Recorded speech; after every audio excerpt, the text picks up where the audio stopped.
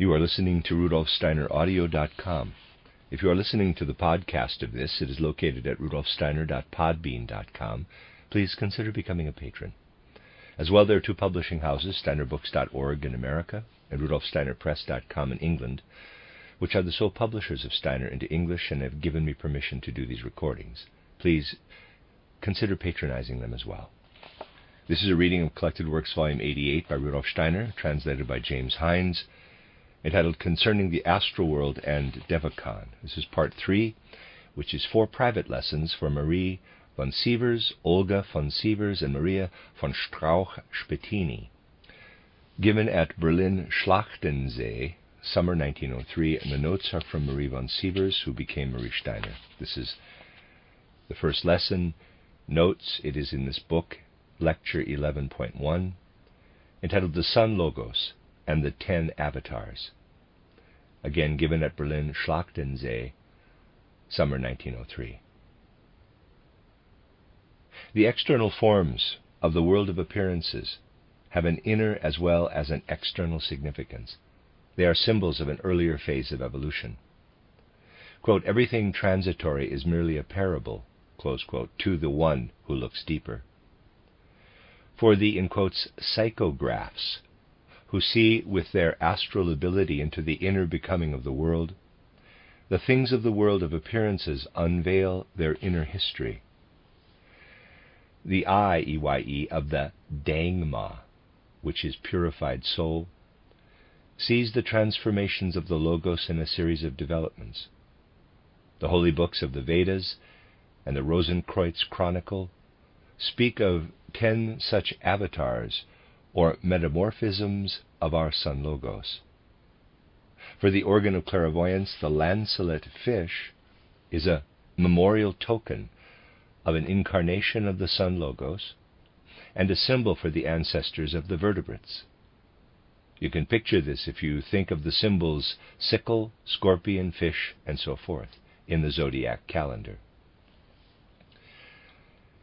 These are the symbols for the processes in the world of the stars. The vertebrates, from which the fish, amphibians, birds, and mammals have developed in sequence, were present in their ancestors only in their first stages. Just as in the lancelet fish today, the organ of feeling is indicated by one single strand of nerve, from which in later evolution the brain of aquatic animals, fish, was organized. The Rosicrucian Chronicle expresses the first metamorphosis of the Sun Logos in the following words, quote, the one mother substance of the light of the Spirit dawned within itself, and the dawning density of matter wrested spiritual separateness for itself, feeling itself into the dawning of matter. The spirit of the world lived in this feeling as the soul, whose body was the waters. Close quote. First avatar, Matsya, equals fish. The Logos of the Sun was incarnated as a model and leader within a new phase of evolution. Sun is S-U-N. Originally, the Spirit dawned within itself. Spirit and matter were not yet differentiated from one another. Thus today the mollusks display no separate life of nerves. Sensation permeates the entire unified matter of which they consist. At the first avatar, the spirit was separated from the egg-shaped astral fine matter husk and formed a shining point in it, permeating the astral with the spirit's rays. All evolution unfolds in a polarity. And the spirit light begat in itself a yet higher spirituality. From within itself it produced a yet finer mental matter. Later the brain was built into it. The feeling, astral matter was suppressed, was enveloped, protecting itself at its most external pole with a yet firmer matter from which later the physical was developed. That would be the second avatar, the second metamorphosis of God, which was expressed by the Rosicrucian Chronicle in the following words, quote. And the body of water was wrested away from feeling, attracting solidity to itself, which was slumbering in the waters. Material solidity became the garment of feeling. The garment, quaking, was fitted to the life of the world soul. In the quaking garment, the soul created harmony. Close quote. Second avatar. Kurma, spelled K-U-R-M-A, the turtle, amphibian, is a symbolic memento of the second avatar. For this reason, Paracelsus saw amphibians as animals that stood closer to God in their nature. The second one-third of the second round. Third avatar. In the third metamorphosis of the Logos, spirituality withdrew even deeper into itself. Astral matter was spread out and became stronger and firmer. Evolving human beings lived entirely within their powerful force and strength, while the spirit was still in a slumbering condition. Astral matter had first to make itself capable of resistance in complete selfhood in order later to be overcome. The symbolic memento for the third avatar at the beginning of the third round is called Varaha, the boar. Fourth avatar. The Rosicrucian Chronicle says, quote, in the fourth avatar, first one-third of the fourth round, this animal human being became ruler. A giant in his strength from matter, he drew the spirituality entirely into himself, protecting it with his powerful strength. A small portion remained behind as a warner and united with the all-soul of the soul, symbolized as a dwarf of Narasimha, the human lion power. Close quote. And the strong animality became self-power streaming through the loins of matter, staving off the power of the enemy from the delicate spirit self, which slumbered as warner in the strong animality of the lion human being. Yet the dwarf of the spirit, Vamana, streams his enlivening power through the limbs of the giant, guides him, and makes himself into the ruler of the lion human being, just as the giant Goliath was mastered by the dwarf David. And now the warner is drawn completely into matter and loses its last connection to the all-soul.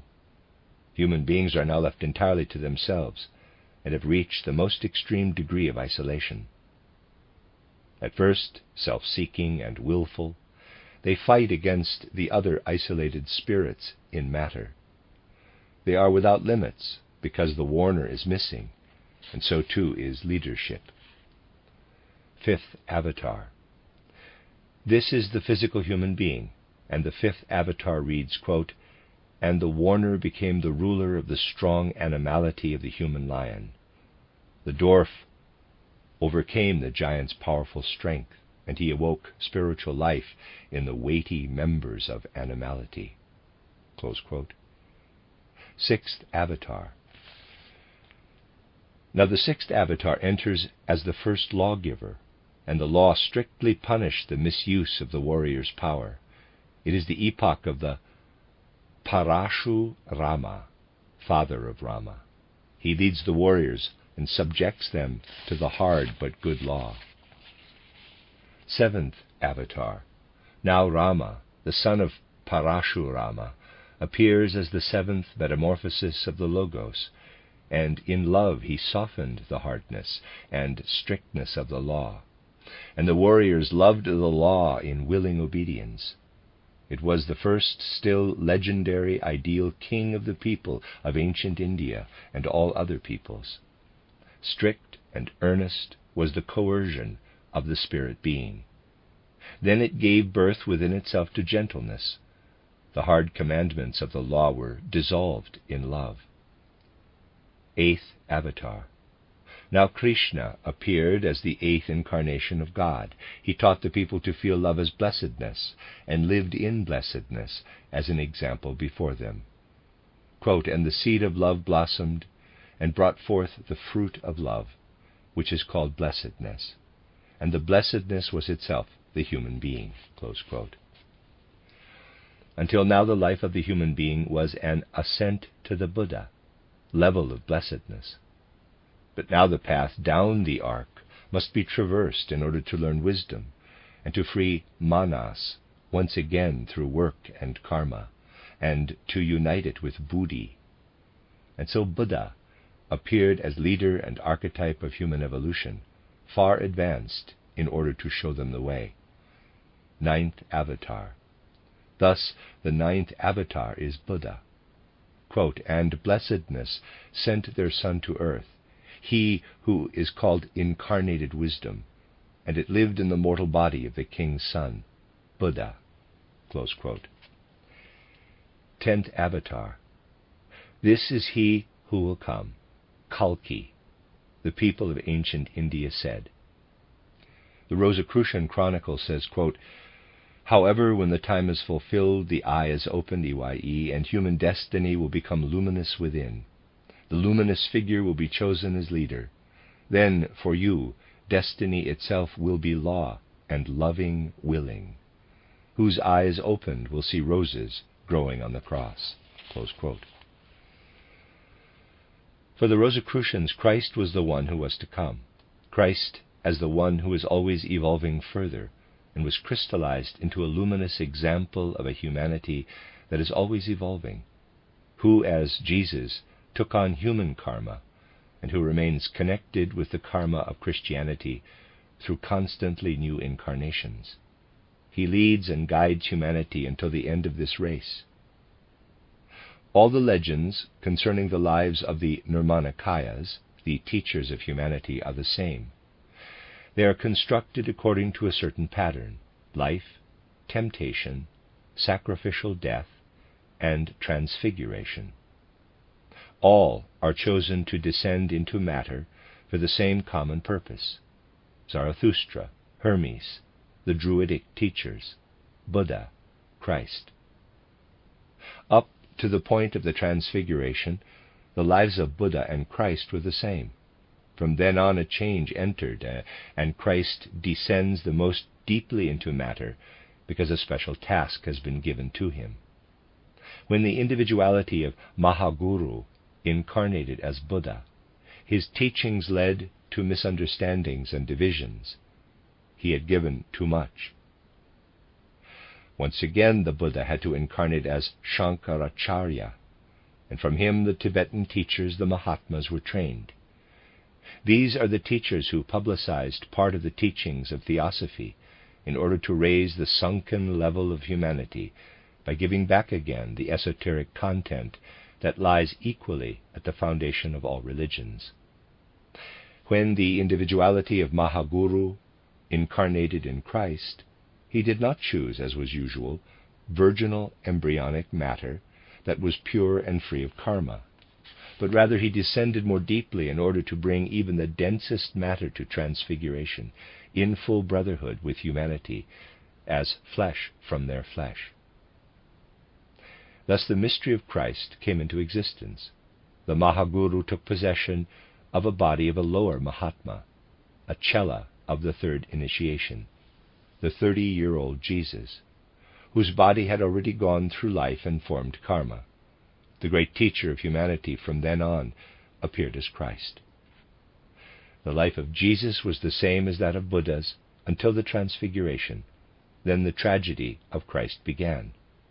His mission was to experience death on the cross and resurrection, which otherwise was celebrated only symbolically, in secret. Now his experience was public and intended to serve as an example with his own body. He did this in order to raise up the great mass of humanity through this sacrifice, and to lead them to salvation from the lowly world of matter. Thus, on the one hand, Buddha is on a higher step. He remained untouched by lowly matter and only taught, on the other hand. Christ stands higher because he made the greater sacrifice, and through his descent into the densest physical matter, he brought it back again spiritualized. Christ did not leave behind any writings, as did other great teachers of humanity. His task was to live the teachings that were already present, to live an ideal life for humanity, and in this way to liberate the mystery teachings in order to bring the largest possible number of human beings to a faster spiritual evolution. So he made the greatest possible sacrifice for humanity. His light-filled spirit descended into the darkest matter. Notebook entries for the first lesson, summer 1903. Number 1, the one mother substance of the light of the Spirit dawned within itself, and the dawning density of matter wrested spiritual separateness for itself, feeling itself into the dawning of matter. The spirit of the world lived in this feeling as the soul, whose body was the waters, equals Matsya, fish.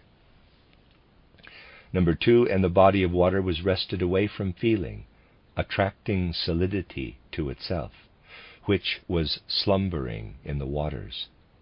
Material solidity became the garment of feeling. The garment, quaking, was fitted to the life of the world soul.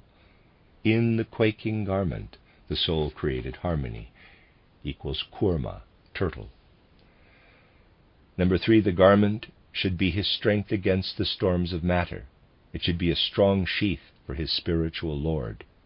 And for this reason the sheath should live in selfhood.